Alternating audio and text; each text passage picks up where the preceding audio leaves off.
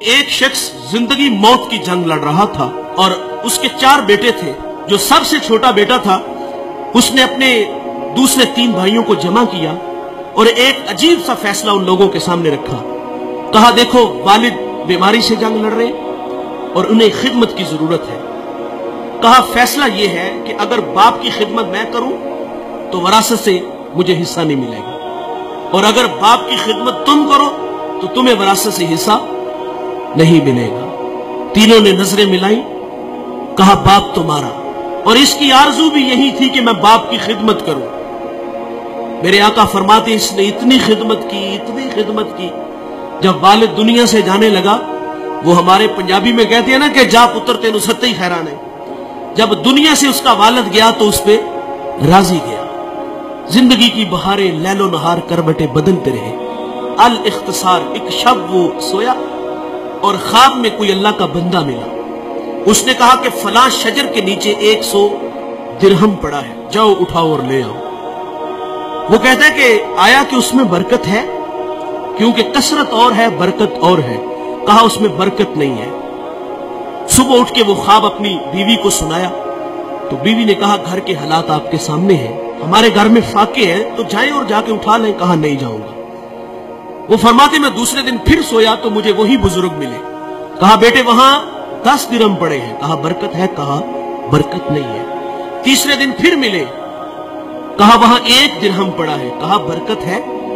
کہا ہاں اس میں برکت ہے. گئے اور وہاں 1 درہم پڑا تھا، اٹھایا اور بازار چلے گئے. اور وہاں ایک شخص آواز دے رہا تھا 1 درہم میں 2 مچھلیاں. کہتے میں نے درہم دیا اور مچھلیاں لے کے گھر آ گئے اور ان کے پیٹ چاک کیے اور دونوں سے ایک قیمتی موتی نکلا. وہ موتی لے کے بازار گیا، سنار کو دکھایا تو اس نے کہا پورے بازار میں اس کی قیمت کوئی نہیں دے سکتا. بھلا زمانہ تھا، آج تو دھا لگا لیتے ہیں نا. کہا پورے بازار میں اس کی کوئی قیمت نہیں دے سکتا. یہ بات سے وقت تک پہنچی. اس نے جواہری بلائے اور کہا اس موتی کی قیمت لگاؤ. سنو دوستو، اس موتی کی قیمت 1000 درہم، 10,000 درہم، 1,00,000 درہم نہیں. اس ایک موتی کی قیمت 30 خچر. ان پہ جتنا سونا لاد لیا جائے اس ایک موتی کی قیمت طے پاتی ہے. وہ گھر لے گیا. بادشاہ نے پھر طلب کیا تیرے پاس کوئی اور اس طرح کا موتی ہے؟ کہا ہاں ہے. کہا بیچتے ہو؟ کہا ہاں بیچتا ہوں. قیمت کیا لوگے؟ کہا اب ڈبل لوں گا. پہلے ریٹ تمہاری مرضی کا تھا، اب میری مرضی کا. کہا ڈبل لوں گا. اس نے پھر 60 خچر ان پہ سونا لاد کے اس کو دے دیا.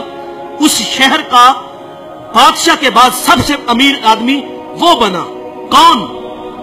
جس نے بوڑھے باپ کی خدمت کی.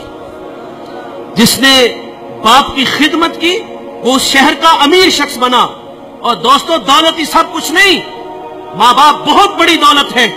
جب وراثت تقسیم ہوتی ہے نا تو بھائی کوئی کہتا ہے وہ کارنر والا پلاٹ میرا، فلاں فیکٹری تیری. جائیداد تقسیم ہوئی تو جو ہے وہ ایک دوسرے کو کہا تیری وہ اور میری وہ. اور جب بوڑھے ماں باپ کی باری آتی ہے تو اس وقت تماشا دیکھنے والا ہوتا ہے. وہاں ہر بیٹے کی آرزو یہ ہوتی ہے کہ یار یہ باپ دوسرے بھائی کے کھاتے میں چلا جائے نا تو میں تھوڑا سا آسودہ ہو جاؤں گا. اب کوئی کہتا ہے 1 مہینہ تم میرا ذرا نکالو نا، میرے تو بچے چھوٹے چھوٹے ہیں، میرے خرچے زیادہ ہیں. اور بچپن میں وہ 500 کی دہاڑی لگاتا تھا اور اس کے 5 بھائی تھے تم. اس نے ایسا تو نہیں کیا کہ تمہیں دارالامان میں چھوڑ آیا ہو. ایسا تو نہیں ہوا کہ کسی کے آگے تمہیں بیچ آیا ہو. وہ 8 سے 18 گھنٹے کام کرتا رہا ہمارے لیے.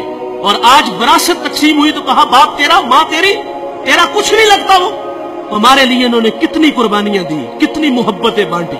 آج کی اس بزم میں میں اور آپ عزم کریں کہ آج کے بعد ہم ماں باپ کا دل نہیں دکھائیں گے. ماں باپ ناراض ہیں تو ابھی جا کے ان سے معذرت کر لیں. یقین جانے ایک لمحہ لگتا ہے. میں پچھلے دنوں توبہ ٹیک سنگھ ایک جگہ خطاب کرنے گیا تو وہ بچہ مجھے دلائل دینے لگا کہ والدین کی زیادتی ہے. بڑی عجیب سی باتیں کرنے لگا. لیکن میں نے اس کے دل کے دروازے پہ دستک دی. اللہ کا شکر ہے کہ وہاں جھٹکا لگا اور وہ مجھے کہتا وہ نہیں مانے گے. میں نے کہا جاؤ تو صحیح یار. وہ کہتے میں کل جاؤں گا. محض زندگی وفا کرے نہ کرے جاؤ یار. وہ 10 منٹ بعد واپس آیا. وہ کہتے یار یہ تو کائنات ہی عجیب سی ہے. میں بس جا کے ہاتھ باندھ کے کھڑا ہوا ہوں اور مجھے میرے باپ نے مجھے سینے سے لگا لیا. یہ بڑے کمال کے لوگ ہیں، ایک بار ملیں گے دوبارہ نہیں ملیں گے۔ اللہ تعالیٰ سے دعا ہے کہ اللہ ہمیں ان کی قدر کرنے کی توفیق عطا فرمائے۔ اس ویڈیو کو شیئر ضرور کریں، ہو سکتا ہے آپ کے ایک شیئر سے یہ بات کسی کے دل میں اتر جائے۔